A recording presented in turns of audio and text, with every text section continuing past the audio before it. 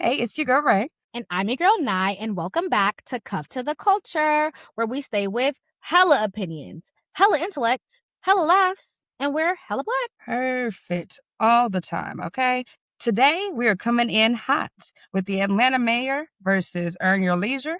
Kandi going off on Tamar, finally, after that whole Essence Fest debacle. Coco Jones and her wedding music choices. And then ASAP Rocky sat down with Jason Lee on his show.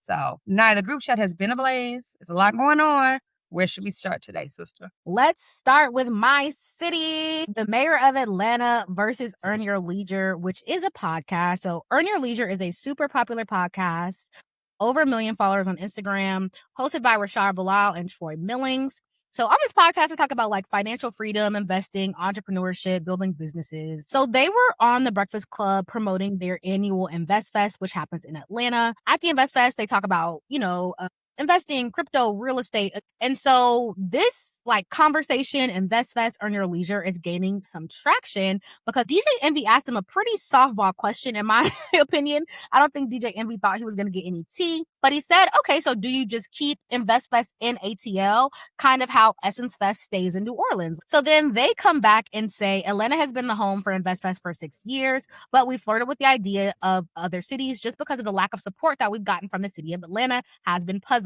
So of course, DJ Envy asked, like, well, what about Atlanta is not making you comfortable? And they say Atlanta has done nothing for us and it's an unfortunate situation. I think it's one of those things where if you're a Black entrepreneur, a lot of things are just expected, like, oh, you got it, oh, you good. But if somebody else will come like Forbes, they will roll out the red carpet and do everything. So then in layman's terms, they start describing what the city could do for them and certain subsidies and things like that. So basically they say the city of Atlanta could do a lot. They could help with billboards, liaising with the center they host the Invest Fest at, help out with the police force in that budget, help with transportation, rooms and hotels, and so many other things.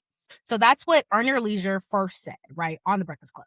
So then the mayor of Atlanta, Mayor Andre Dickens, goes on Kandi Burruss' podcast, Speak On It. And as we know, Kandi is an Atlanta native, so he seemed pretty comfortable with Kandi. And she basically asked him how he felt about it. He jumped back and said he supports their pod and he listens to them. So he gave them props up front. He said he really likes what they're doing for the community. But then he says, that don't sound right with me. You went up there, and by up there, he meant New York, to the Breakfast Club to talk about Atlanta. You could have did that on V103. You could have called me. I'm the easiest mayor to find. I got the same number for 25 years. He then goes on to say, and if you want to start a bidding war, that doesn't really make sense because everything in New York costs 3 times as much. And he's like, and also like your target audience for this, the Black and affluent, is Atlanta, right? He said, if you want to get city support in that, let's talk about what actually supports the city. But my favorite quote of the whole thing was, he said, people know how to find us and ask for money in the city of Atlanta. They ain't got to go to Ask Charlemagne. They ain't got to go to the Breakfast Club. Yeah, I mean, I deal straight. I've been a Black man a long time. I don't hide. I'm straightforward. You know what I'm saying? So, get at me. Do the right thing. Talk like a normal person and call me. Period. Mm-hmm. And thank you, Mayor Andre Dickens. You're hosting a conference. Why would Atlanta all of a sudden just roll out the red carpet for you when there's hundreds of conferences in Atlanta every year? Yeah, I also would agree with what you just said. Like, I do think you're an outsider coming in. It is a personal pet peeve of mine when people come into spaces with no consideration for the people that were there before. Like, Atlanta is the Black Mecca. It is such a huge part of Black financial success. Atlanta is where people went to make it for themselves, to find our version of the American dream. It has a rich history. So why are we coming in just acting like people should, as you said, roll out the red carpet? When you ain't even tried to grease no elbows, you haven't sat with my mama, you ain't asked me how my people doing. Like, the South is a different place. It's a different breed. We're both Southern girls. You know how we know. It's important for me. You know me. Hey, hello, good morning. Say that. If you're going to text my phone asking for something, the least you can do before that is greet me. Hey, how you doing? Hope everything's well. And then get into the ask. I feel like people try to act like, oh, I'm just being direct. I'm just getting to the point. No, I find it rude because I grew up in the South where you speak first. You try to build a little bit of familiarity before you go asking for something. Relationships come with some back and forth and some communication. So I don't like it at all. And I ain't even from Atlanta, but I'm standing with my Southern brothers and sisters. And I just fully agree. And for context, Club Click, Rashad and Troy are not from Atlanta. They're not Atlanta natives. So this isn't somebody born and raised in the city. expecting this from their home city. Because Andre Dickens is from the city. He said he went to Mays High School. Like, he's from Atlanta. And so it's just like, I don't understand that. Like, why would you think your conference will get the free billboards and the free police and the free hotel rooms? Like, I don't really understand why that's the expectation, truly. And I'm not even trying to be funny. Do you know how many Black businesses there are in Atlanta? Yeah. Like, you're not even the first Black business or the first Black conference that happens in Atlanta. So Actually, there's so many. I know there's a dozen Atlanta. Portia girlfriend Sway probably got her own conference where she's trying to help people. Like, that is, unfortunately, at this point, the whole build your financial freedom, breaking generational trauma, money wise. The topic is a little saturated. I'll say that nicely. There's an Atlanta native that is doing the same thing. They're so, hey, I'm not familiar with Earn Leisure. I'll say that for clarity. I'm sure they're doing great work. Shout out to the people. But to your point, why should they move out the way for you when there is someone who is from here and wants to fuel that money back into the Atlanta economy doing the same thing? And my thing is like, have you done a turkey drive, a back to school drive, a charity involvement? Are you giving free financial classes to the city or to kids or anything? And I think that, like, one thing I learned from Power and Councilman Tate, aka played by Lorenz Tate, my biggest celebrity crush, if anybody ever needed to know. I love Lorenz Tate. But Councilman Tate taught us what goes. Like you said, you got to kiss some babies. You got to grease some elbows if you want something from politicians. And I'm not saying like the mayor of Atlanta is asking for quid pro quo or nothing like that. But I do think he's asking for, hey, if you're saying you want support from the city, then you need to support the city in meaningful ways. And what that looks like is more than just bringing a conference to Atlanta. A lot of people have conferences in Atlanta. I don't understand why you expect, because the other thing too is like the city of Atlanta is funded by taxpayer dollars. So you're saying you want taxpayers to pay for your billboard for your conference. You want taxpayers to pay for the police for your conference. That money has to come from somewhere. If you want the security, you want the promotion, you want the protection, invest in it. Ain't that what they teach you anyway? Investing, equity, relationship building should be in there too. Like, you don't just pull up to somebody's home and expect them to have stuff ready and you ain't even checked in. That's just normal. So I think the business equivalent to that is, like you said, coming in, hosting a turkey drive. Oh, maybe a portion of the proceeds from the conference go to the Atlanta Public Schools or whatever Atlanta is in need of at this point. But you coming in wanting to take up resources and ain't offered nothing to the community. Yes, he was like, y'all didn't even call me. Like, y'all were on the Breakfast Club. Y'all did not. And my number's still the same, ain't changed, period. I like him. Wait a minute, we talking about Mom Donnie. We need to be looking at this mayor of Atlanta. Because he said, my number's still the same, baby, pick up that phone. Pick up the phone. Like, come on. My number's the same. None of y'all. And he said, I'm not hard to find. And I kind of like that. Like, I'm not hard to find. That's the sexy part. If you're looking for me, you can find me in there. But yes. But I think this is just kind of a symptom of the differences between how people who are from the South do things versus how people who are from the North do things. So that's my question to you, Ray. Like, I'm trying to start another civil war, sister. What are some cultural differences you noticed? You know, we went to Howard where we, of course, were thrown into freshman year with people from all over. The Midwest, the West Coast, the Deep South, the Southwest South, and specifically the North. So what are your thoughts on how people from the North handle certain things versus people from the South? Because I do think it is a difference. Kind of a big one. Like I was alluding to earlier, I think people in Northeast, I'll just say for clarity, I'm talking the East Coast, that tri-state area, really do come with a sense of directness, if I'm being politically correct, that can be perceived as rude or abrasive in the South. Like, they love to say we Southerners like sugarcoat or we're fake nice. I think we just have some manners and something as simple as walking into a room. When I walk into a room, I say hello. I speak to people. How is your day going? And then I get to whatever I'm going to. Maybe because they live on the East Coast and everything is hustle, hustle, hustle. It's a very grind, ambitious mentality. People are just moving. And I think, like this case in point, everything is about, in the South, is about just a little more relationship building, just a little more familiarity. And that's one of the biggest differences I learned.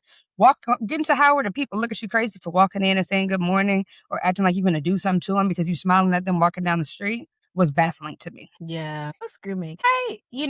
My family, I have family from DC. Some people consider it up north. Some people consider it south. I feel like anything south of DC considers it the north. Anything north of DC considers it the south. So it is a very weird spot. As far as differences go, though, I just think that my favorite thing about this is he was like, you could have just called me. And that's really how the South handles stuff. Like, I think the mayor of Atlanta, and I'm not going to speak for him, I think he felt offended because, like he said, you're going to another person's platform to talk about our city in the Deep South, and you didn't even pick up the phone to call me to have this conversation before you went up there.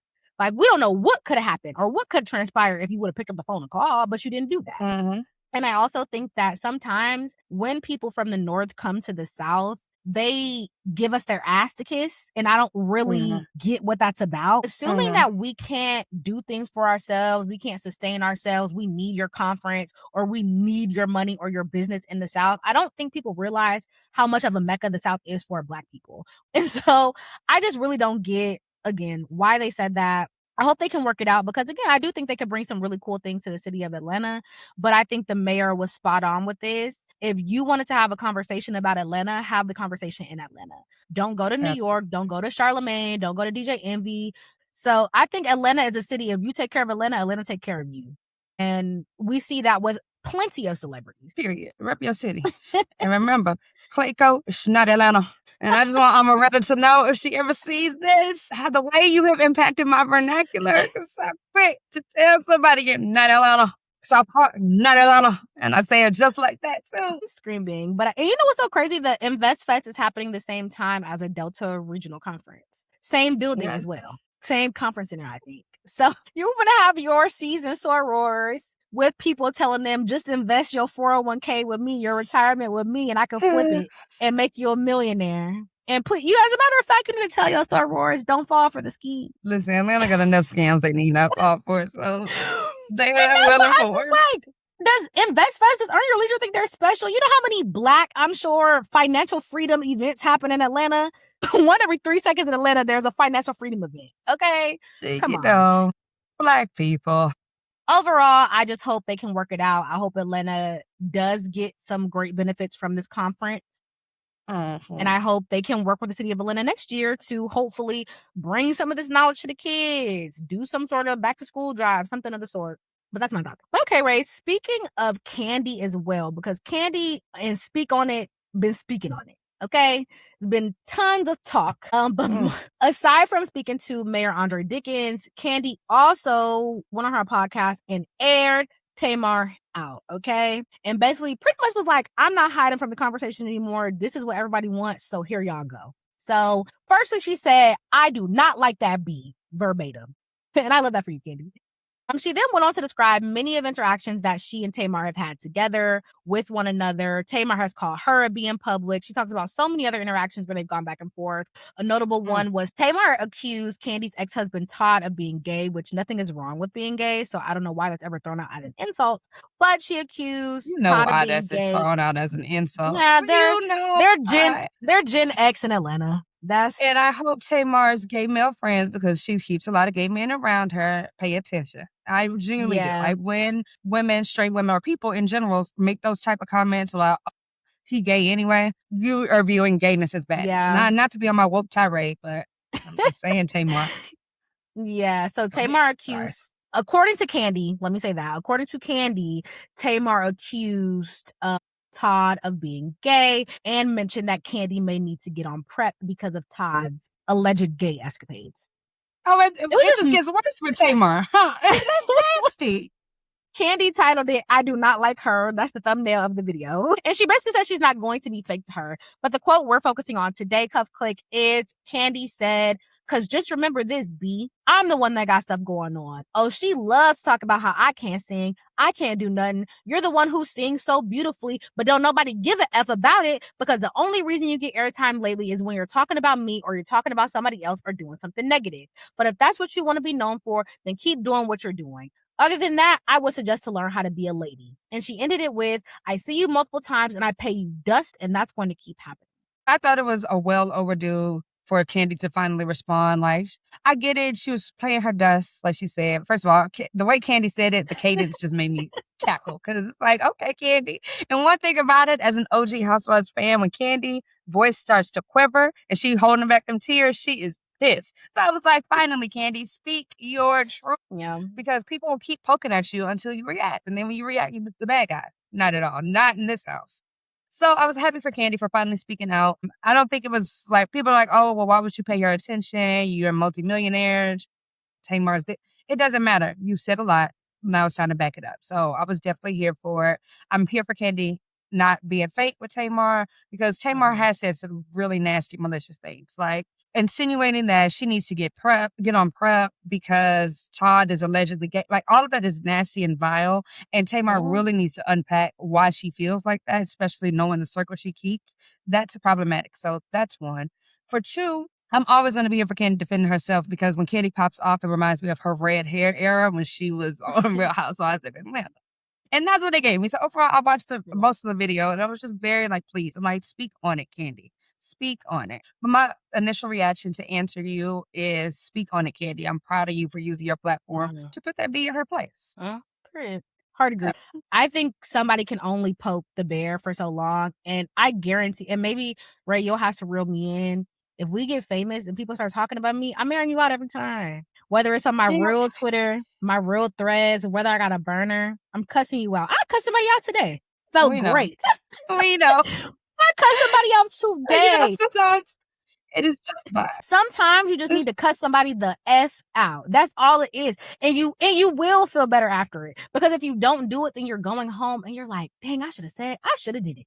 And so today I cussed somebody out and I felt great. And I don't have any regrets. But yeah, sometimes you just need to cut somebody out. Taking the high road. Love you, Michelle Obama. I'm not always taking the high road. Sometimes I'm just going to cuss them out. Shelley. We told you, Shelley, we love you, but that quote, I don't always let it fly. I let it fly, sister. Yes, but my question to you, Ray, though, because Kandi specifically talked about Tamar's beautiful singing voice, which Tamar does have a beautiful singing voice. Nobody can take that from her.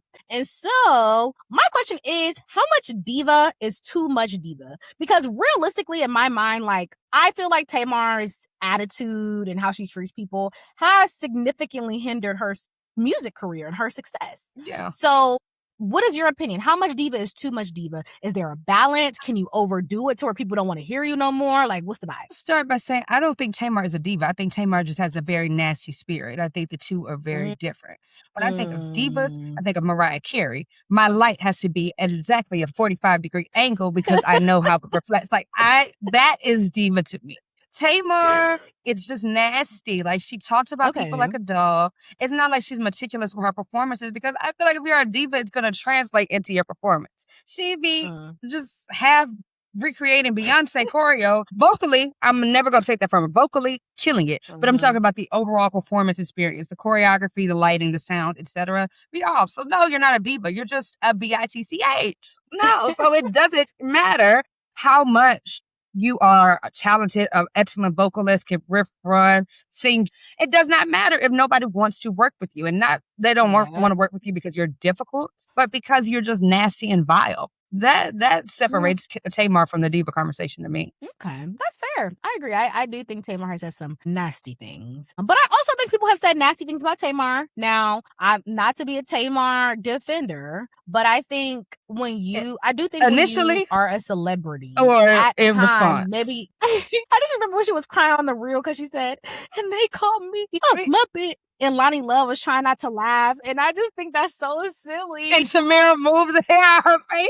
Like, what a silly time. But I definitely think that could be too much diva. And my philosophy is kind of like, if Beyonce is not this super evil, mean diva, then I don't really think anybody else should be. That's just my take. Same thing. I don't think we heard too many stories of Michael Jackson just being this outrageous divo. You know what I mean? Like, no. Michael Jackson was very strict about his writer. He did not play about the KFC fried chicken. So strict, or like, what is the difference then? What is being strict about your craft versus being a diva? Because to me, telling people to pick out all the red M&Ms, like, what does that actually help? You know what I mean?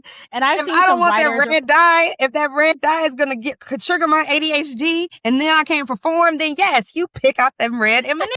And this is where we differ, because I just don't think it takes all of that. I think being strict is righteousness diviness, right? Like, it's just righteous diviness, right? Like, In the Bible, they said Jesus went and flipped over tables in the chapel because they was doing all this stuff. That was righteous anger. Beyonce being mad about them lights, okay? Mm-hmm. Michael telling them, y'all, this is fanning up too close to my hair with the Pepsi commercial. This is fanning too close to my hair. That's righteous divaness. That's when you're supposed to be a diva. You're supposed to be a diva about your craft. Making sure people only give you flats and red M&Ms, I think that's a bit much. And when I say flats, I mean flat chicken wings. Okay, but I think that's a bit much. I do love me a flat chicken wing. And if I have built up a career, if the flat chicken wing is going to be the thing that satisfies me and the drumette is going to trigger me and I don't want to perform no more, I earned that. But I think, to answer your initial point, the difference between a diva and being strict, I think it's subjective. Like, Beyonce has had diva allegations, as sweet as she may be. I'll never forget when we had to defend her because she requested red toilet paper. And everyone was like, well, what is red toilet paper? Blah, blah, blah. What's the point? I still don't understand it to this day.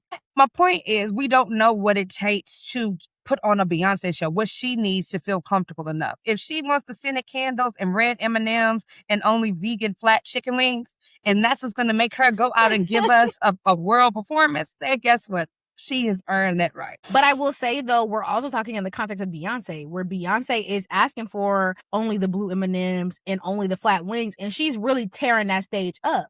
There are also people, i.e. Anita Baker, who is a diva, screaming at people to put their phone down in the audience when she's singing, literally canceling the Mother's Day show that everybody was going to on Mother's Day. When people pulled up, people found out it was canceled as they're pulling up to the stadium. They done paid for their parking. They done bought their outfits. So I think, did she ever figure out why? Yes. Did she ever say why? She never said why. So I think for sure you can be some level of a diva if you just gonna get out here and kill it. I do, and maybe that's the line. If this is the marker of you having an amazing show versus having a terrible show, then okay, girl, tell them to take out all the blue M&Ms. I don't care. But if you gonna have them take out the blue M&Ms and you don't even come up to the show or you're late, i.e. Lauryn Hill, like, come on.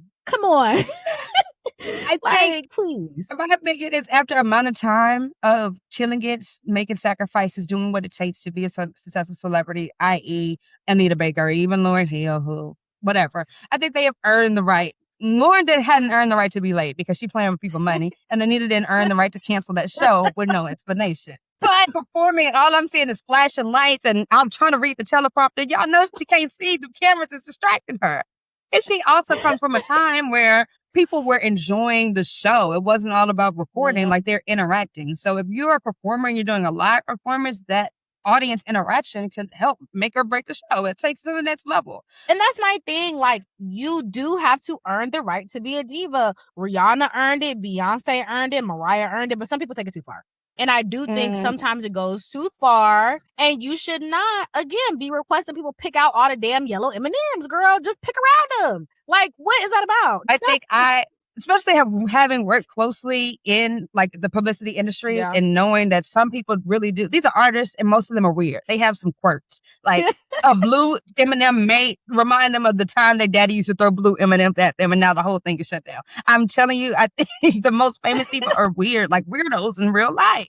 So they have their quirks. If they are being paid what they're being paid, like all the writers, all of that is negotiable. They're putting that in their writer because they have earned it right. They have grown to a point in their career where they can ask it, and no one's going to bat an eye. If I got to pick out blue M&Ms to have Tamar perform, and I know I got a crowd full of aunties that love them some Love and War, I'm going to pick out them blue M&Ms because the show must go on. And that's it. And I think that is what's wrong with the industry today. Like, I just think sometimes, that's why people get, that's why it gets to a point where you walk past someone and they're like, tell them not to look at me. Like, it gets to a point where some stuff is just too much. I love Mr. Duran. But it gets to a point, and that's what I'm saying. I think when you get to that point of, like, you can get to a point of no return with that to me. And I think that's when celebrities start to become nasty, mean, evil, unrelatable. But I think if you're going to be a diva, be a righteous diva. Okay? All right, now, let me tell you what has been all over my For You feed, okay? Because did you see our girl CoCo Jones got married? I did. I saw Sierra and Russell went to the wedding. Period. They hooked them up. CoCo Jones and Donovan Mitchell got married on August 1st. And Sierra and Russell kind of did the matchmaking. So, of course, they was at the wedding. Like, it's a full circle moment for them. And Sierra, if you are watching, I will be your number one client. Call me. I want the rich one. I want the Christian. Come on, remix.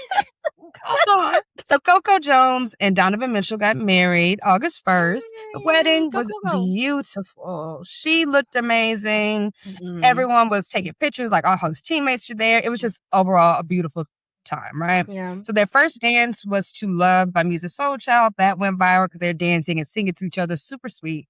But also started to bubble up, at least on my timeline, was Coco's Bridesmaids. The bridal party walked in to Girl by Destiny's Child. Okay. And if you don't know Girl, first of all, you're living under a rock. But essentially the song is about a girl's friends pleading for her to leave her ain't shit man, you know? So I've been knowing you since you was 10. You cannot hide from your friends. Girl! And we know who's not allowed on the creek. You and Beyonce. Or Beyonce. Well, she definitely, she's been banned. Her, Patty, Aretha, Fantasia, Jennifer Hudson, banned. So someone tweeted, why would your bridesmaids enter the wedding reception to Girl by Destiny's Child, ... a song that was about a girl, Kelly Rowland, being done wrong by a man, having her sisters there to support her, a bunch of dots, ellipses, etc. Literacy is so necessary. So people in the comments like, it's not that deep. People in the comments like, yeah, this is a mess. Now, where do you stand on this? Like, does the song, the lyrics matter for an occasion such as a wedding, or are you just there for the vibe? You want to dance? What I took from it is that was like an inside joke between her and her friends. Like, we've been singing this song to you all this time, girl. We've been singing that to you for years, and you finally got the man who we don't have to sing this about, right? So I think that, like, to me, that's what I took from it, is that, like, girl, we're so happy for you. You're finally up out the hood. You're finally up out the ghetto. You find a man to treat you right. And so that's the vibe I took from it. Why we cracking jokes about my despair and misfortune at my wedding when I'm focused on my love and my life? You talk about the past.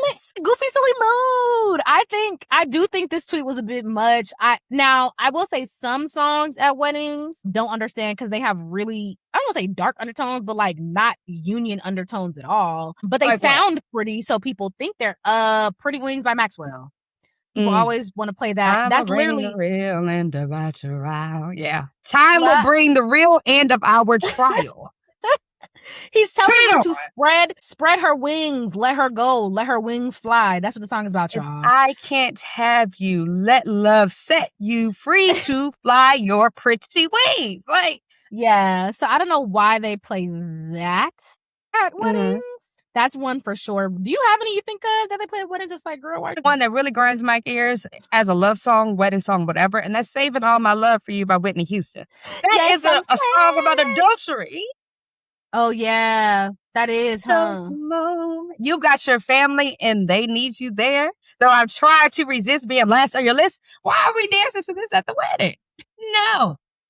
And you know what's so crazy about that? That reminds me of Waiting to Exhale, too. That everybody's changed that meme. He's a good man, Savannah. He was not a good man. He was leaving his sick child to come cheat on his wife with Whitney Houston in the movie. He was not a good man. And her mom was sad and desperate and just wanted her to have a husband.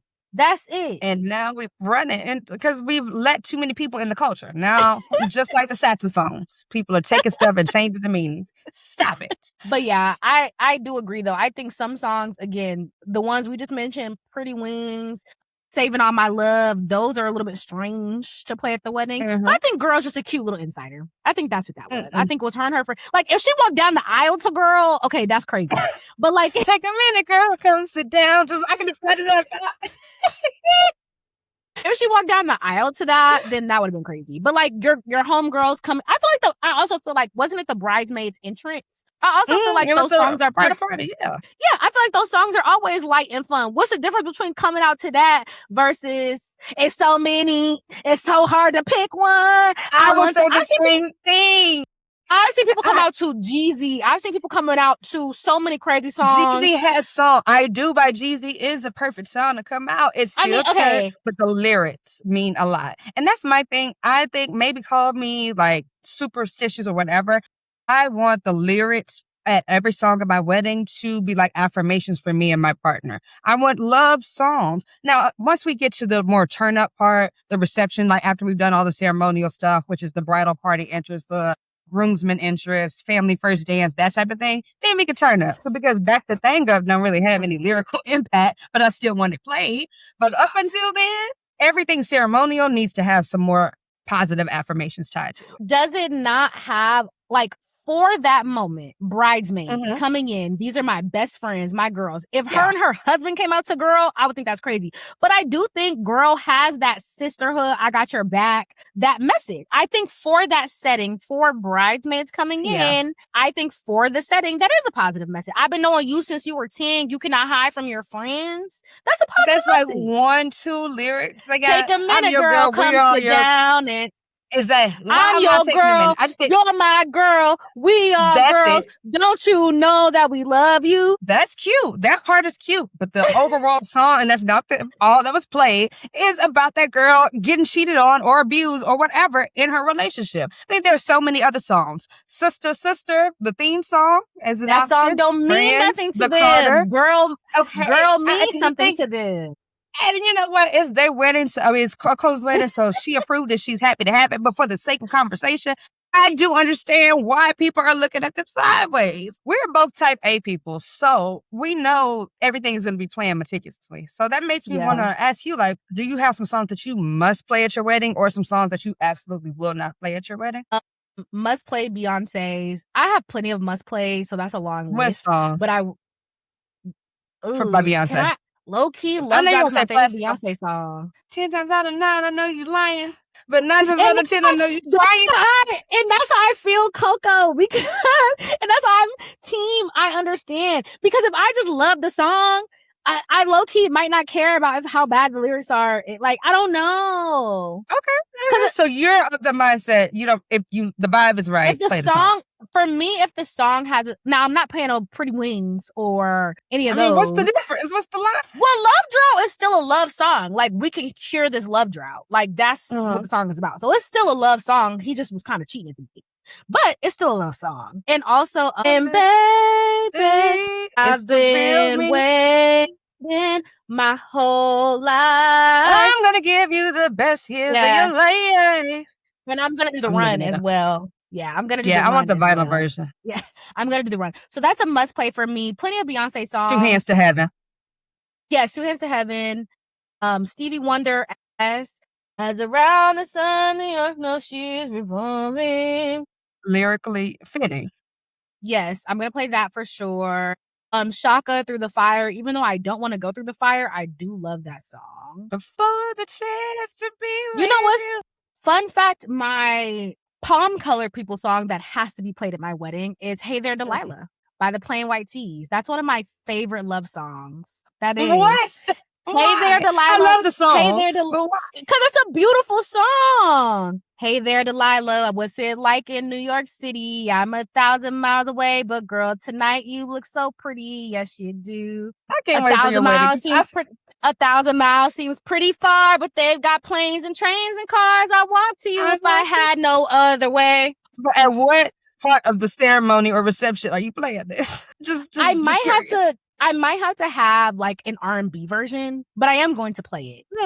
I do have to play that song. Delilah, I can promise you by the time we get through, the world will never, ever be the same. That's love. It's a beautiful song. It's just unique. I've just never heard it. That's all. I know the lyrics. Hey There, Delilah will be played at my wedding. But what about you, girl? Since you're laughing at my song choices.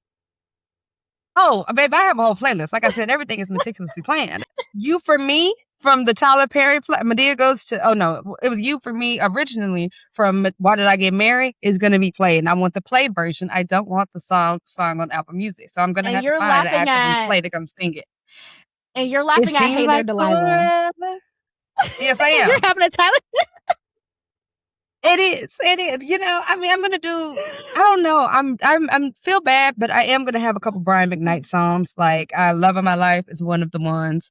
Of course, if I have to Spend My Life with You, Eric Benet. My most lyrically problematic song that won't be played until the very end when it's more of the turn-up time is probably Part 2 On the Run by B&J, because I'm not doing life for nobody. And I don't care if we on the run. Baby, as long as I'm next to you. Next to you. Ooh. Okay. And if loving you had a price. Come on. I would pay my life for you. I gotta really be in love to feel like that. That is why I love Beyonce's love songs, because as a Scorpio Venus, I don't think she's a Scorpio Venus, I don't know, but she gets me. Like, she really does. Beyonce's love songs are so deep, and she's really like, I will literally rip my heart out of my chest and put it on this table if you don't love me. And I feel her. Same. Yeah, and I'm gonna need her and you to go talk to that lady. Thank you. And that's honestly my barometer on if I really do love somebody. Because I'm like, do I relate to Beyonce lyrics when I think about you? And if I don't, I don't really love you like that. If the answer is no, then you don't love them.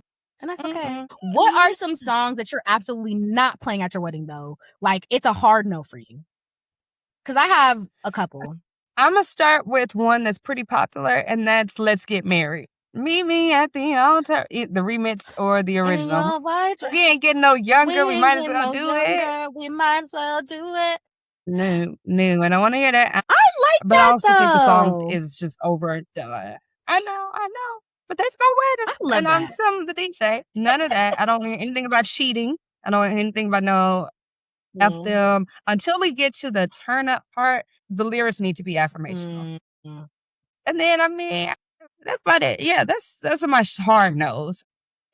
Okay, well, my hard no is the Cupid Shuffle. The Cupid Shuffle will not be played in my wedding. You I ain't don't want black. to hear it. I don't want to see it.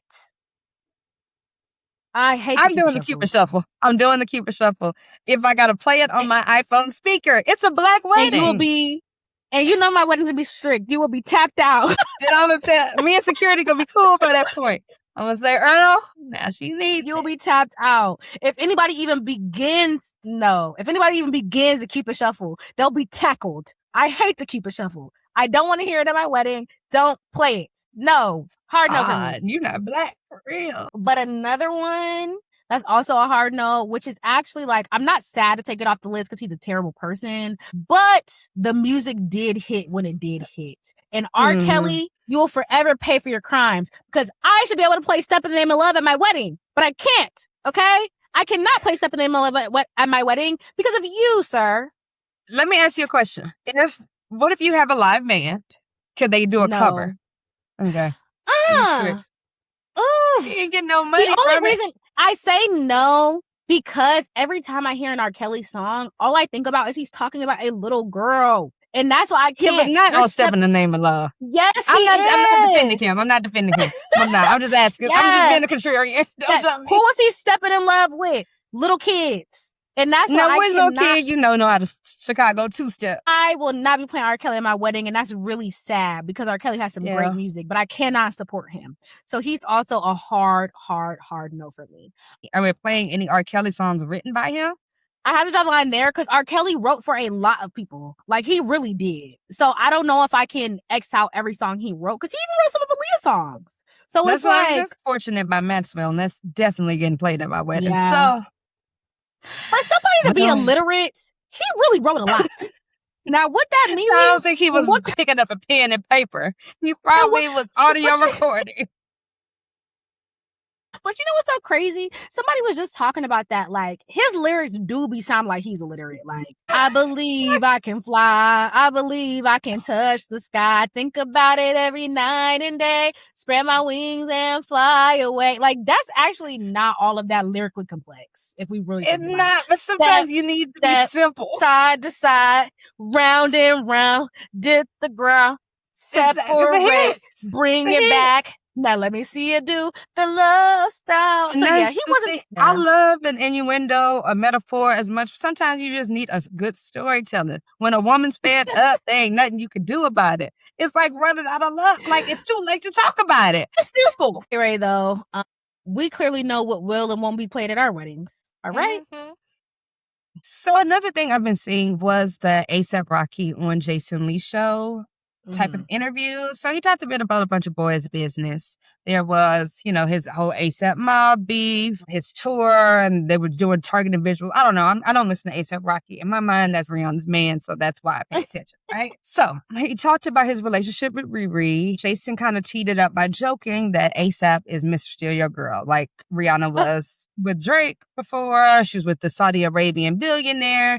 And now look who she's with. 3 babies by partnered up with ASAP Rocky. ASAP was just like, I'm a pretty boy from Harlem. That's just how we do.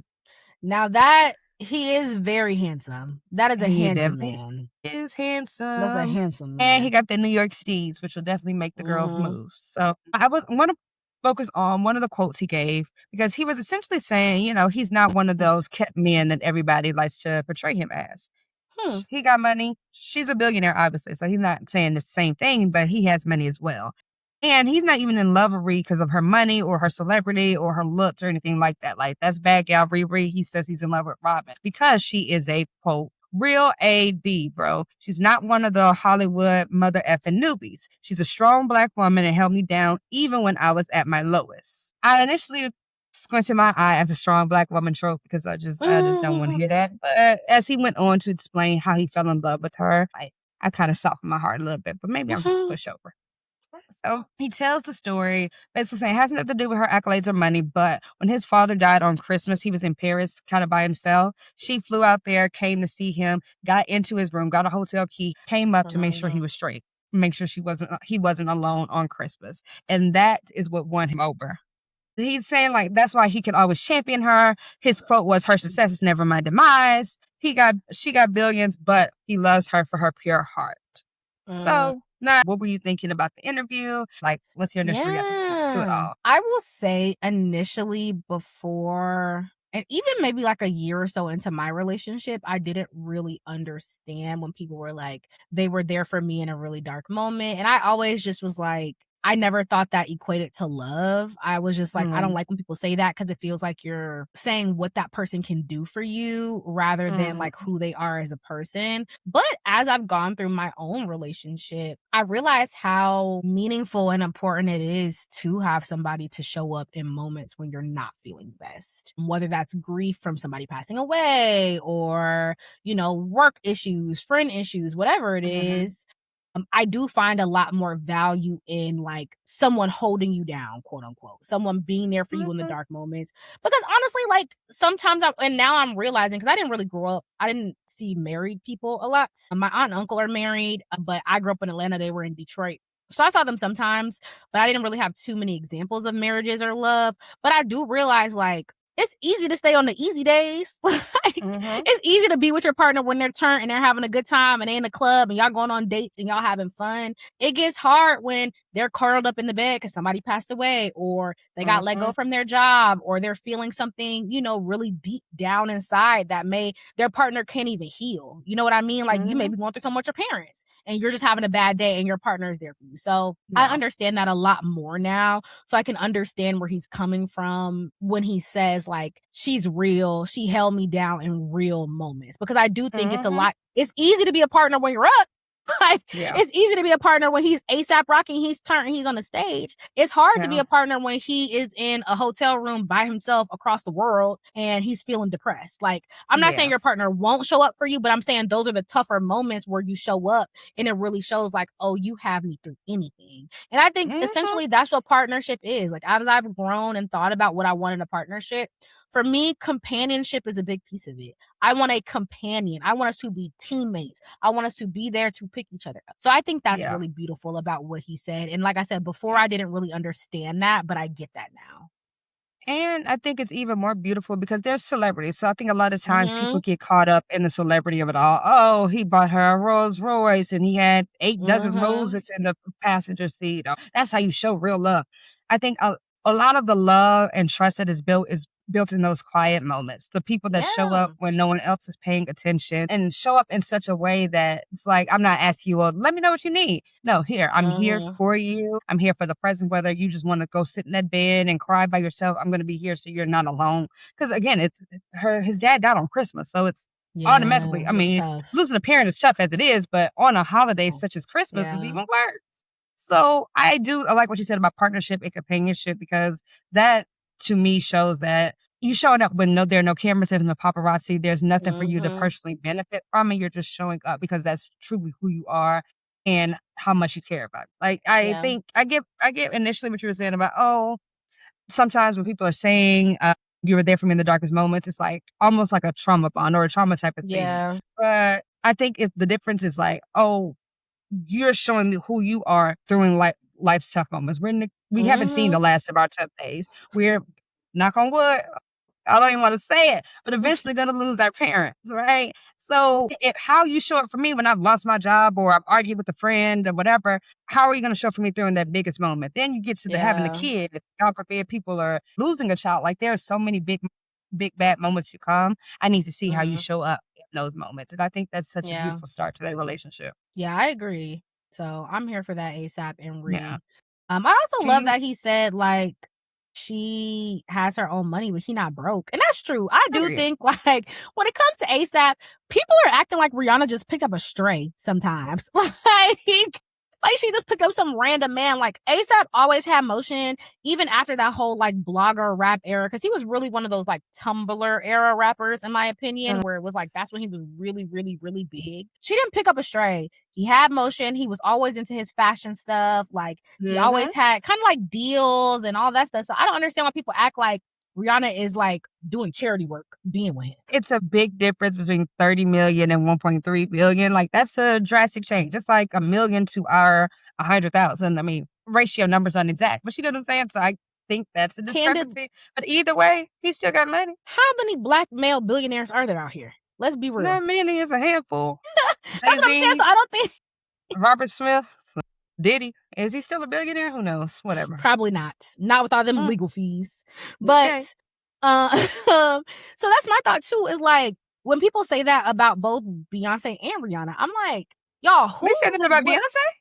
Well, not like, they basically like, why she's still with him after the cheating and all that type of stuff. Yeah. And when they question those types of things, I'm like, well, y'all, it can't get much higher. Like, and I'm not trying to be funny, but like, it's not like Beyonce and Rihanna are just two powerful powerhouse women who are topping most of their counterparts, if not all. They're topping all of their counterparts, actually. And so I don't see who they would be with. Like, Mariah Carey with Nick Cannon. Okay, well, that was bone. That was terrible. That wasn't even financial reasons. That was just dating down. But to your point, Rihanna has dated the billionaire. She's dated someone who makes equal that amount of money as her, or probably more.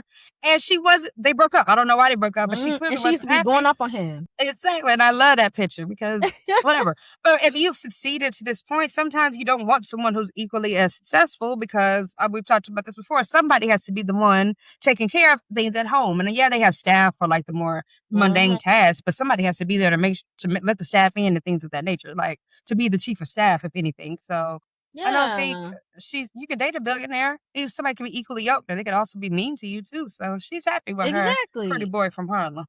And personally, of course, I don't know the ins and outs of how they parent their children or how that's going, but I love how involved ASAP seems with their kids. I love how involved he seems with their boys. I think that's so important for Black boys to have their fathers. I love that Ree and ASAP have such a beautiful union. 3 beautiful Black kids. I can't wait to see them continue to grow up and just see what kind of lanes they get into. So I was so happy when they had a girl. Interview. Yeah, I'm like, ASAP, you can finally get off of her. Y'all have the girl. Get off of her. She ain't gonna stop. Get off of her. She's done her part. She's done with music. She got her business. She's gonna go up and have some babies. She's a Caribbean woman. So I love it for you, Ree. Well, if you have listened thus far today, consider yourselves cuffed and a part of the Cuff Clique. To the culture, and we're back next Monday and every Monday with a new group chat conversation. And until then, make sure you're following us on all socials at Cuff, the number 2, the culture on Instagram and TikTok, and at Cuffed, the number 2, culture on Twitter or X. And if this sounded like a conversation you would have with your girls on the way to happy hour, make sure you send it to them, talk to them, let them know to follow us and listen to Cuff to the Culture. Period. Bye, guys. Bye. Bye.